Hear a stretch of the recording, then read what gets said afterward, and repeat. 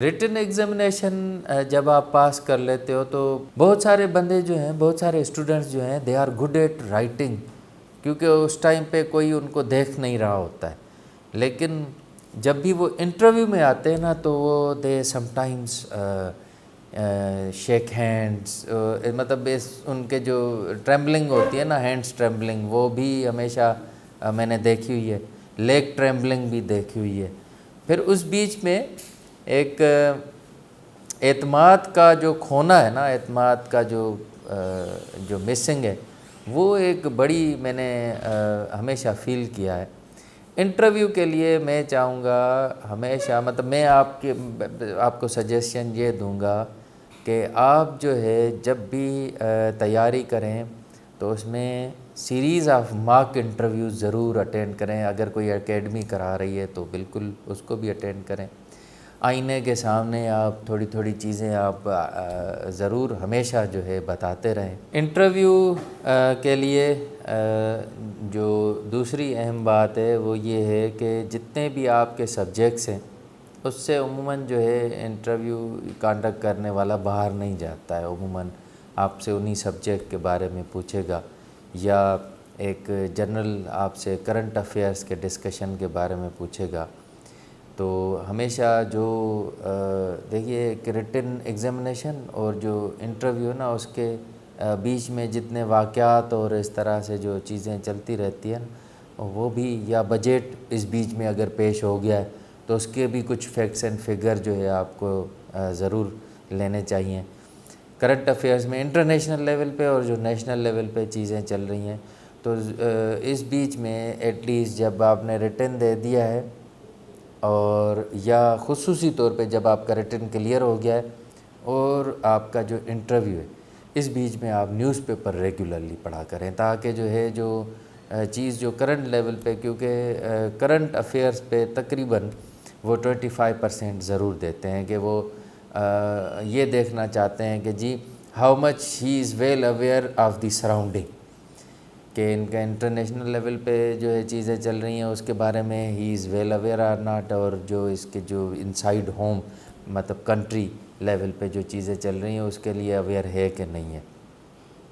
Confidence سے جو ہے ہمیشہ مطلب ایک ویل ڈریس ہو کے، اور جو آپ کو ہمیشہ یہ یاد کر لیا کریں جو آپ سوٹ پہنے وہ کمفرٹیبل ہو، نہ کہ دوسروں کے اس پہ ایڈوائس پہ سوٹ جو ہے نا وہ، یہ ایک لوور لیول پہ چیز میں آپ کو بتا رہا ہوں. لیکن if this is making you uncomfortable تو آپ کا انٹرویو جو ہے نا وہ انکمفرٹ میں گزرے گا اصل میں. تو یہ بھی چھوٹی چیزیں ہیں لیکن you must be careful about that. اور دین آپ اتنے ہی جیسے ہاتھوں کا جیسچر، فیس کا جیسچر اور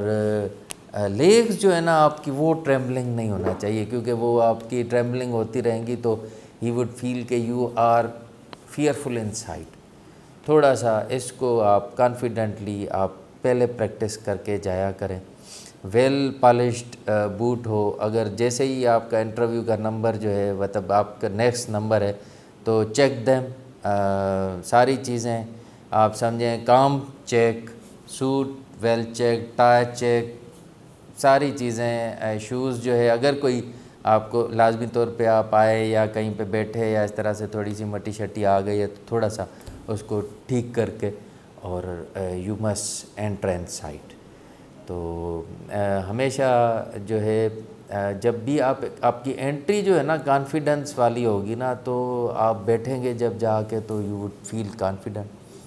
انٹرویور اگر آپ سے سخت پہلے 2-3 کوشچن کر لیتے ہیں تو اٹ ڈزنٹ مین کہ آپ جو ہے سارا انٹرویو اس طرح سے ہی گزاریں گے. وہ ہمیشہ آپ کو سوئنگ دیتے رہیں گے. یہ this is kind of the examination, کیونکہ ڈیفیکلٹ چیزیں ہیں تو ڈونٹ، آپ سوئنگ نہیں ہونا ہے، انکمپوزڈ نہیں ہونا ہے، بی کمپوزڈ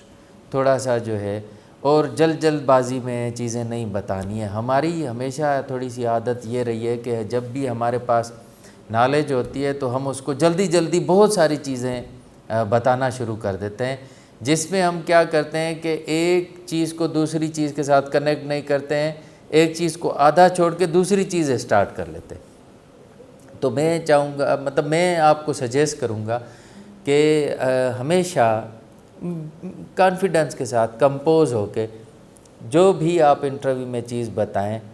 تھوڑا سا اسی طرح سے کہ سامنے والا صحیح پراپرلی آپ کی بات سن بھی سکے،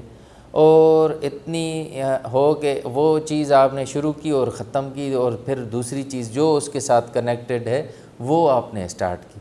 تو اس طرح سے جو ہے اگر آپ انٹرویو دیں گے، ایک تو آپ اپنے سبجیکٹ کی تیاری کر لیں، کرنٹ افیئرس کی تیاری کر لیں، اور آپ اپنا ڈریسنگ جو ہے وہ پراپر رکھ کے جایا کریں. اور